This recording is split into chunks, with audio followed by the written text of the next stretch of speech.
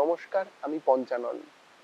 খুব প্রত্যাশিতভাবেই আজকে আমরা কথা বলবো নাগরিকত্ব সংশোধনী আইন অর্থাৎ সিএবি নিয়ে। এই কয়েকদিন ধরে ঘটে চলা গোটা ভারতবর্ষের অবস্থা, গোটা রাজ্যের অবস্থা, এটা নিয়ে আজকে কথা বলবো।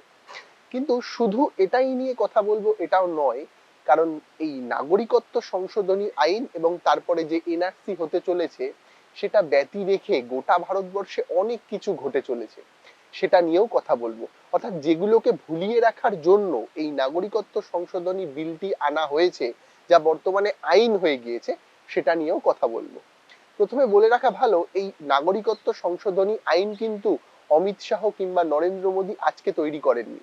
এটা 1955 সালে তৈরি হয়েছিল। তারপর বিভিন্নভাবে সেটা সংশোধন করা হয়েছে এবং শেষ যে সংশোধনটা করা হলো এই কয়েকদিন আগে রাজ্যসভা এবং লোকসভা থেকে বিলটি পাশ করে এখন আইন হয়ে গেল।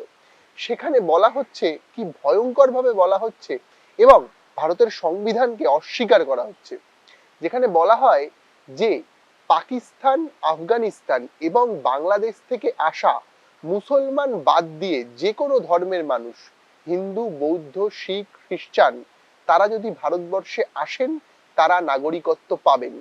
আর এই দেশগুলো থেকে, অর্থাৎ এই তিনটি দেশ থেকে আসা যত মুসলমান রয়েছেন এ দেশে, তাদেরকে বিতাড়ন করা হবে, তাদেরকে ক্যাম্পে পাঠিয়ে দেওয়া হবে, তারা এনআরসির লিস্টের বাইরে থাকবেন, এটাই বলা হচ্ছে। কিন্তু মজার ব্যাপার হচ্ছে, আমাদের সংবিধানের 25, 26 এবং 27 ধারায় বড় বড় করে লেখা আছে আমরা কিন্তু কোনোভাবে একটি ধর্মীয় রাষ্ট্র নই। ভারতবর্ষ কোনোদিন হিন্দু রাষ্ট্র ছিল না। 1947 সালে দেশভাগের পর জওহরলাল নেহরু ভারতবর্ষের যখন প্রধানমন্ত্রী হলেন, তিনি বলেছিলেন ভারতবর্ষে থাকা প্রত্যেকটা হিন্দু, মুসলমান, শিখ, খ্রিস্টান, তারা, তাদের একমাত্র পরিচয় তারা ভারতীয়। তারা মানে ভারতের নাগরিক যারা হবেন তাদের পরিচয় এটাই হবে, তাদের বাবা মা বা তাদের পূর্বপুরুষরা এই ভারতবর্ষে থাকতেন কিংবা তার জন্ম হয়েছে ভারতবর্ষে, সেই সূত্র ধরে তিনি এদেশের নাগরিকত্ব পাবেন। এটা সংবিধানে বলা হয়েছে, কিন্তু সেই সংবিধানকে রীতিমতো বুড়ো আঙুল দেখিয়ে আমাদের স্বরাষ্ট্রমন্ত্রী কি বললেন, না, শুধু ধর্মের ভিত্তিতে এই দেশে মানুষের স্থান হবে, শুধু ধর্মের ভিত্তিতে এই তিনটে দেশ থেকে এদেশে মানুষ থাকবেন। আরো একটি বড় বিষয় হচ্ছে, ভারতবর্ষের প্রতিবেশী রাষ্ট্র কিন্তু শুধুমাত্র বাংলাদেশ, পাকিস্তান কিংবা আফগানিস্তান নয়, এর পাশাপাশি নেপাল, ভুটানও রয়েছে। তাহলে এই নেপাল, ভুটান থেকে আগত প্রচুর বৌদ্ধ, খ্রিস্টান মানুষজন, তারা যে প্রত্যেকদিন পশ্চিমবঙ্গের বর্ডার পার করে কিংবা অন্যান্য রাজ্যের বর্ডার পার করে এদেশে ঢুকছেন, তারা কেন এনআরসির তালিকার বাইরে থাকবেন না? কেন তাদের ওপর সিটিজেনশিপ অ্যামেন্ডমেন্ট বিল অর্থাৎ নাগরিকত্ব সংশোধনী আইন লাগু করা হবে না? তার কারণ কি? তার কারণ একটাই, তারা মুসলমান নন।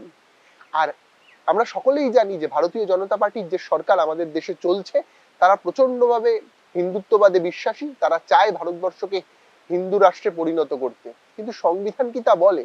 তা বলে না। আর তার বিরুদ্ধেই গোটা দেশ আজ জ্বলছে। আসাম থেকে মেঘালয়া, ত্রিপুরা থেকে পশ্চিমবঙ্গ, সর্বত্র জ্বলছে। কি অবস্থা সেটা আপনি জানি, আমি জানি, সবাই জানে। কিন্তু এই বিলগুলো আনার মানে কি? আপনারা জানেন এই মাস চারেক হয়েছে আমাদের দেশের নতুন সরকার এসছে। শুধু সরকার আসেনি, বিপুল সমর্থন নিয়ে এদেশের মাসনাদ দখল করেছে নরেন্দ্র মোদী, অমিত শাহ। দেশের প্রধানমন্ত্রী দ্বিতীয়বারের জন্য শপথ নিয়েছেন নরেন্দ্র মোদী। কিন্তু যে শপথ নিতে গিয়ে সংবিধানকে মাথায় ঠেকিয়ে তিনি এদেশের মাসনাদে বসেছিলেন, তাকে কিন্তু প্রত্যেকদিন বুড়ো আঙুল দেখাচ্ছেন তিনি এবং তার সরকার। যার ফলে সেই আঙুল দেখানোটাকে একেবারে পিছন দিকে ঢেকে ফেলার জন্য, যেটা আরো একটা বিষয় আমাদের দেশে প্রত্যেকদিন হয়ে চলেছে, তা কিন্তু আমরা একেবারে ভুলে যাচ্ছি। সেটা হচ্ছে এদেশের বেসরকারীকরণ। রেল থেকে বিমান, প্রত্যেকটা ক্ষেত্রে কিন্তু বেসরকারীকরণ হয়ে চলেছে, আমরা সেটা টের পাচ্ছি না। আপনি জানলে অবাক হবেন, ভারত পেট্রোলিয়াম বিক্রির প্রস্তাব এসে গিয়েছে। গত পরশু ভারতবর্ষের এয়ার ইন্ডিয়া সেটা বিক্রি হয়ে গেছে। প্রত্যেকদিন বিভিন্ন রেল, জানলে অবাক হবেন, রেলের প্ল্যাটফর্ম পর্যন্ত বেসরকারীকরণ করার একটা প্রক্রিয়া চলছে। আর দ্রব্যমূল্য বৃদ্ধির কথা আপনি জানেন, আমি জানি, প্রত্যেকেই জানে। পেঁয়াজের কেজি 150 টাকা, রসুনের কেজি 300 টাকা, খাসির মাংস 650 টাকা। এর পাশাপাশি গত 1 থেকে 1.5 মাসের মধ্যে দ্রব্যমূল্য বেড়েছে কয়েক গুণ, সবজির দাম বেড়েছে প্রত্যেক কিলোতে প্রায় 25 থেকে 30 টাকা। এমন একটা অরাজকতাময় রাজ্য এবং দেশের বুকে আমরা দাঁড়িয়ে আছি। আমাদের রাজ্যের সর্বময় কর্ত্রী মমতা বন্দ্যোপাধ্যায় বলছেন তিনি এনআরসি সমর্থন করেন না, তার বিরুদ্ধে মিছিল বেরোচ্ছে, মিটিং বেরোচ্ছে, অথচ বনগাঁ থেকে নিউ টাউন বিভিন্ন জায়গায় কিন্তু এনআরসি হওয়ার পর যে ডিটেনশন ক্যাম্পে থাকতে হয় সেই ক্যাম্প কিন্তু তৈরির প্রচেষ্টা শুরু হয়ে গিয়েছে এবং কোনো কোনো জায়গায় ক্যাম্পের অনেক কাজও এগিয়ে গিয়েছে।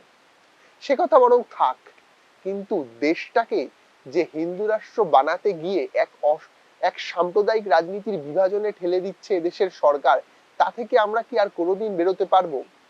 এই দেশেই একদিন জন্ম নিয়েছিল গৌতম বুদ্ধ, এই দেশে জন্ম নিয়েছে মহাত্মা গান্ধী, যারা প্রত্যেকদিন আমাদেরকে অসাম্প্রদায়িকতার পাঠ শিখিয়েছে, যারা এদেশের মানুষের একমাত্র পরিচয় হিসাবে বলে দিয়েছে তারা শুধুমাত্র ভারতীয়, তারা শুধুমাত্র মানুষ। কারণ আমার আপনার যে মুসলমান, যে খ্রিস্টান, যে বৌদ্ধ, প্রত্যেকের রক্তের রং কিন্তু লাল।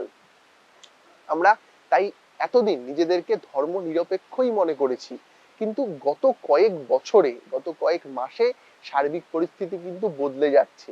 যে বাঙালির কোল আলো করে এসেছিল রাজা রামমোহন রায়, যে প্রগতিশীল বাঙালিকে শিক্ষা দিয়েছে হেনরি লুই ভিভিয়ান ডিরোজিও, যে বাঙালির কোলে জন্ম নিয়েছে শ্রী চৈতন্যদেব, সেই বাঙালি আজ হিন্দু মুসলমানের মধ্যে বিভাজন তৈরি করছে। কোথাও কোনো মুসলিম সংগঠন গিয়ে উলুবেড়িয়া রেলের কাজ ভেঙে দিচ্ছে, কোনো হিন্দু পরিবার গিয়ে মুসলমানকে অত্যাচার করছে, উত্তরপ্রদেশের মতো করে এখানকার মুসলমানদের বলানোর চেষ্টা চলছে জয় শ্রীরাম। এটা বাঙালি, এটা বাঙালির মানে বাঙালি কি এরকম ছিল?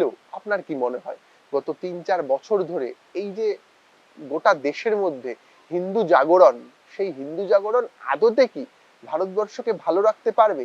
আপনার কি মনে হয়?